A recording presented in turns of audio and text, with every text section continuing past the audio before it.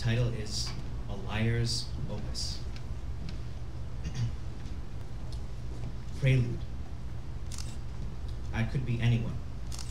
My dad and I moved a dozen times throughout my childhood, and in each town, I became a different person. Nobody could place the new girl with her café con leche complexion and her whip of black hair, and this ambiguity gave me power. Guidance counselors would call me in to discuss a series of unexplained absences, but they ended up defoiling leftover chicken and sitting through their lunch breaks, enraptured by the storm that capsized our fishing boat as we crossed the Cuban Strait. Teachers who asked too many questions would pause, mouths half open, mesmerized by the shifting dunes on a moonlit escape across the Western Sahara. Burly blonde girls cornered me on the playground, but soon enough they were shivering by my side in an ox cart on the back roads of Sicily, hiding from a mob hit. If the story was good enough, nobody would notice my secondhand shoes. These were the adjunct years, my dad covering for some music theory professor on sabbatical, staying up all night to work on his unfinished symphony, bottle under the piano bench. In the morning, he'd stumble to class, barely holding himself together for the next semester, the next college town. All I could do was invent a new self at each stop, a series of ghosts that trailed behind our baby blue van as we barreled down the freeway. Then, just before my 15th birthday, we moved to South Boston. For my dad, this neighborhood was perfect. Rent was cheap, the corner liquor store was well stocked, and nobody cared if he stayed inside all day with the shades drawn. But for me, it was more complex. This was decades after the desegregation busing riots, so when I started 10th grade at Southie High, ambiguous skin tone was nothing special, and midnight border crossings were nothing new. If I didn't come up with a good story, I'd end up invisible, or even worse, a white girl. So I told one more lie, stitching together a new identity until it fit skin tight. What I didn't know was I would not be able to slip out of this particular self in time for the next school year.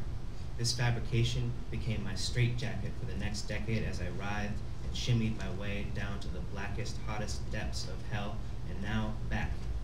Because today, age 27, I have returned to Southie. After all those years away, I hardly recognize the place.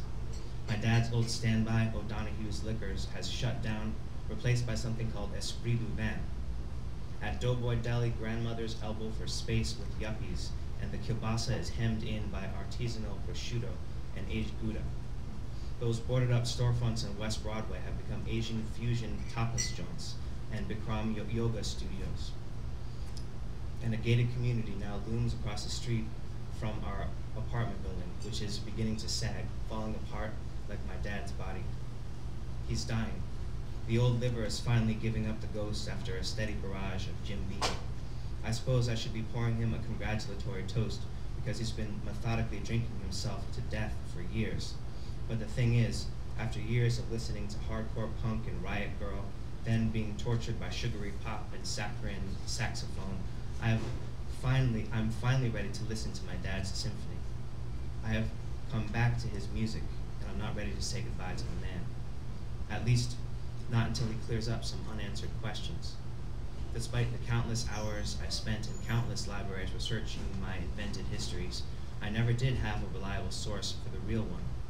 My dad has never liked to talk about the past, never told me the story of my missing mother, and now time is running out for me to put the story together. So this morning, I picked up a stack of yellow legal pads and a box of ballpoint pens over at the corner drugstore. I'll write down what I remember, then hope I can get him to reveal the rest before it's too late. But don't worry, this won't be one of those slow, slim tones about a sick old man. This is a love story, and I can promise sex in broom closets and warehouses, terrorists and gangbangers, a pool of blood on the cement floor of a prison. I would never have survived the schoolyard if I didn't know how to keep your attention. Only this time there will be one difference. This time, as I sit here at this old kitchen table, listening to my dad's tattered breathing in the next room, I've decided to put my overactive imagination, subject of so many sessions with the school shrink, to a new task. I'm going to tell the truth.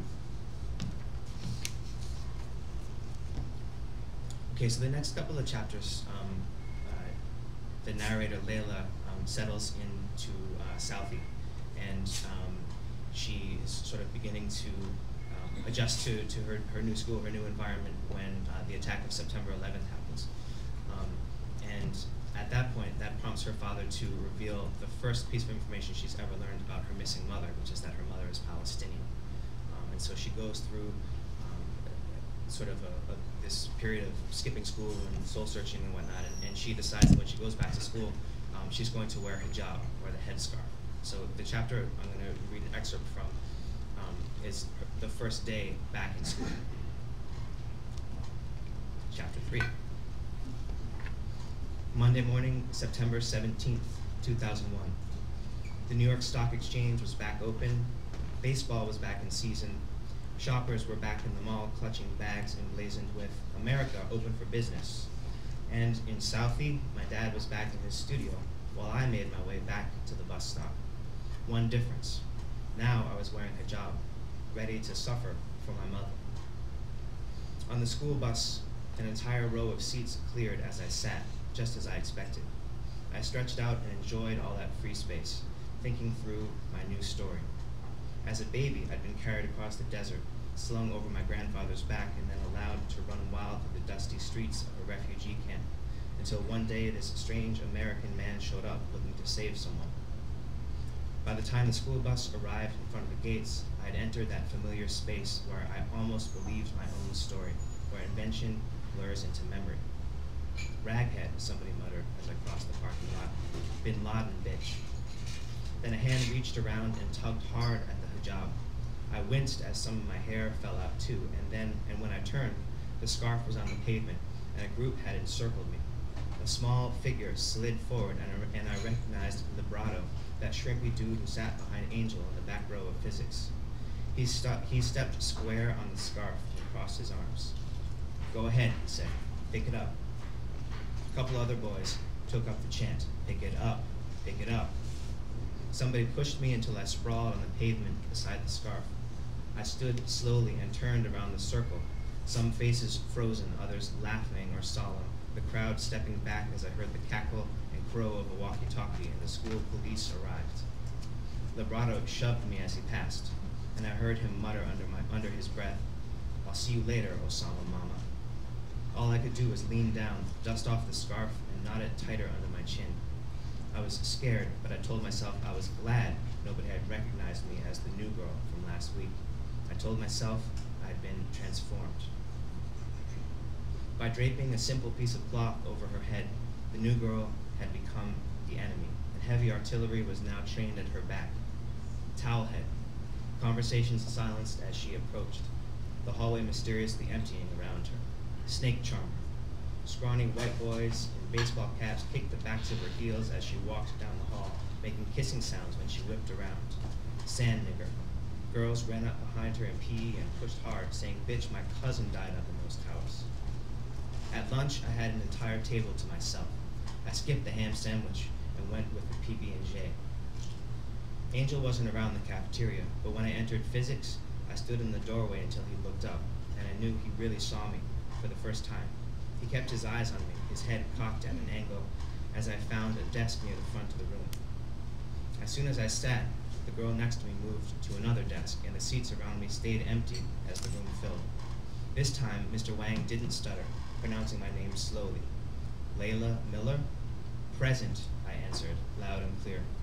The heat of Angel's gaze on the back of my head left me thrilled, terrified. This story had chosen me. In the middle of a problem set, I saw a shadow on the floor, and somebody behind me reached up for the hijab, so I spun and grabbed the hand. Librato. "Little boy," I said, "you have some sort of problem?" Librato hesitated.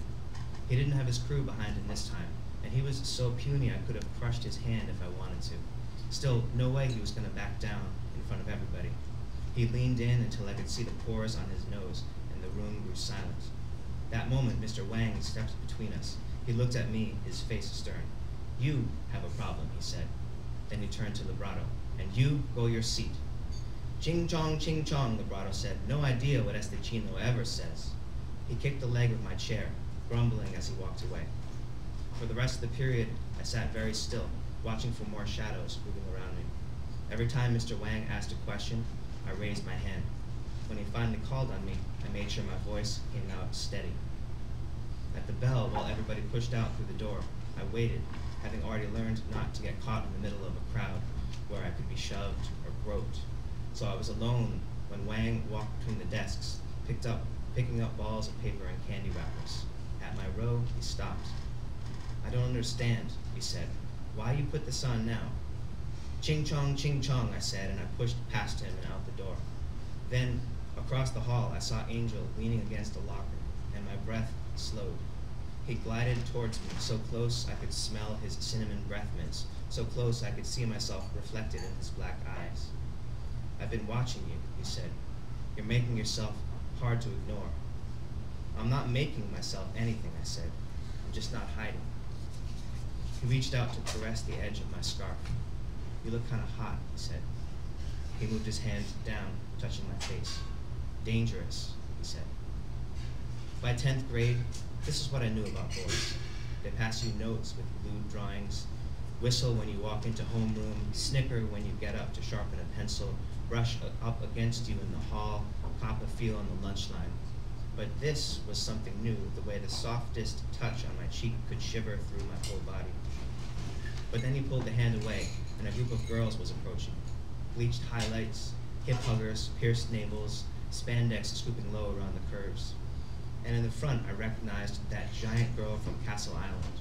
She was maybe 6 feet tall, her hair teased up into a kind of tower, and she wore a white leather miniskirt and a matching fringed jacket, high-heeled boots. She strutted towards us, and she did not smile. "Viviana," Angel whispered, "my sister." He stepped backwards. The giant didn't slow, and I thought she was going to plow right through me until she stopped inches from my face.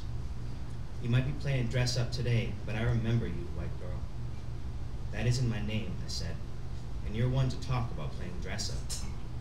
She slammed me against the lockers, and I slid to the linoleum. "Just stay the fuck away from my brother," she said. Then she grabbed Angel. "What the hell? You think we don't already have enough problems right now?" She dragged him down the hall, followed by the swarm of spandex girls. Just before they rounded the corner, Angel glanced back over his shoulder, giving me a half smile. And then they were gone, leaving me to pick myself up, bruised and alone in front of 400 staring eyes. Thanks.